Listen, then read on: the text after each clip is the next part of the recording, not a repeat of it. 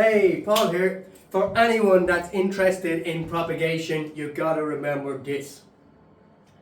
Plants don't know dates, months, season, time. They don't understand that. They understand light, they understand heat, and they understand humidity. And if you kind of grasp these concepts, then you can grow any plants at any time.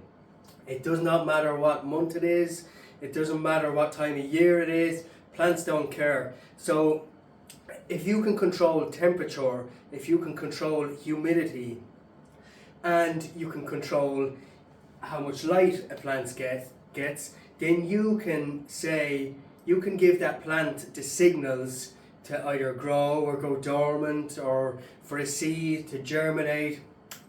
It's not very hard, it's only a couple of concepts. So let's say we're in March now, which we are. March has just started and it's very cold out there.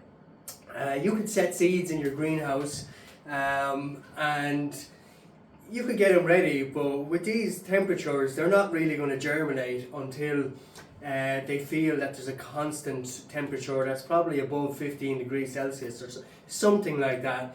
But even that's a bit cool. So if you want to control temperature, you can use something like a heat mat. This is a heat mat.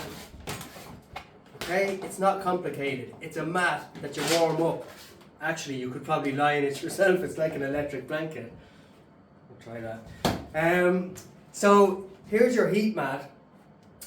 So you can just, this in horticultural terms, we call this bottom heat.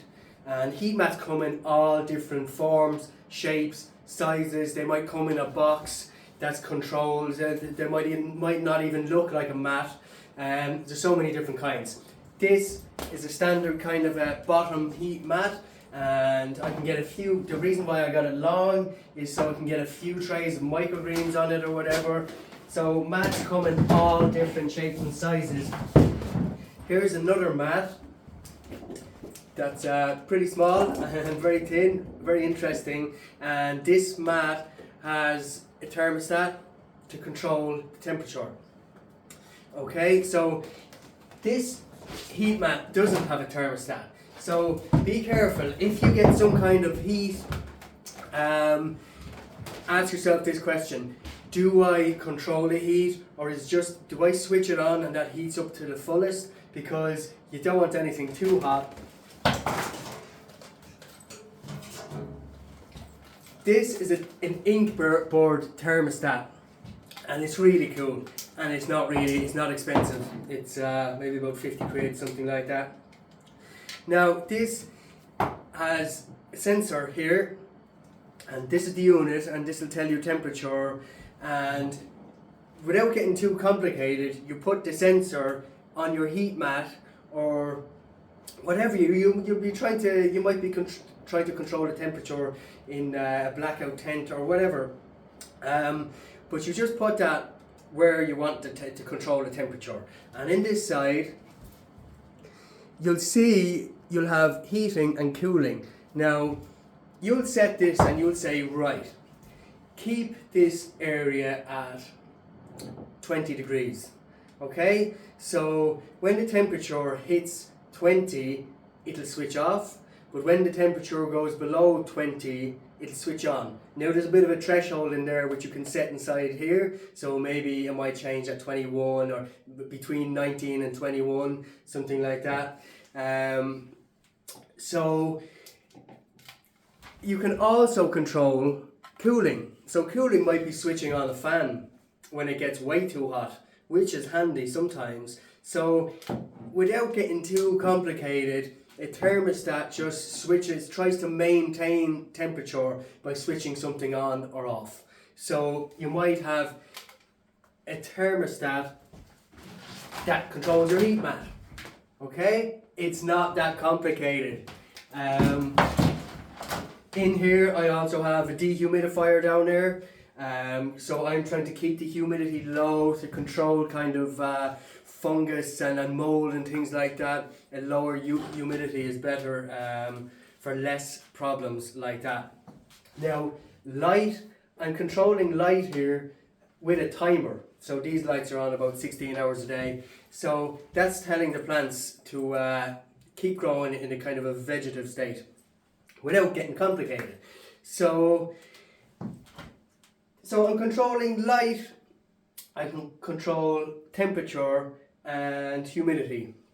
And if you can control those two things, or those three things, then you can grow plants at any time. So maybe right now you're kind of itching to start your plants. Well, do start them, because plants.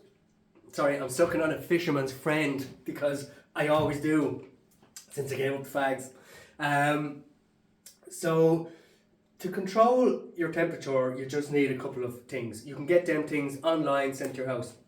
But remember, plants like room temperature and room humidity. So in a normal, lovely, warm room with good humidity, you could start any plants in there, and you could maintain them until the weather outside gets a bit better. So you could start things that might want to be started a bit earlier would be like tomatoes, peppers, because they kind of like a long kind of a period. Like the first few weeks or even a couple of months are just for a plant to get started. It's just an immature plant. It needs to come a long way before it starts vegging mad. So what I'm trying to say is you can start now in your house and just mind them plants for the next few weeks, maybe 2 months, and then you'll have nice plants to start in your greenhouse, and it gives you a head start.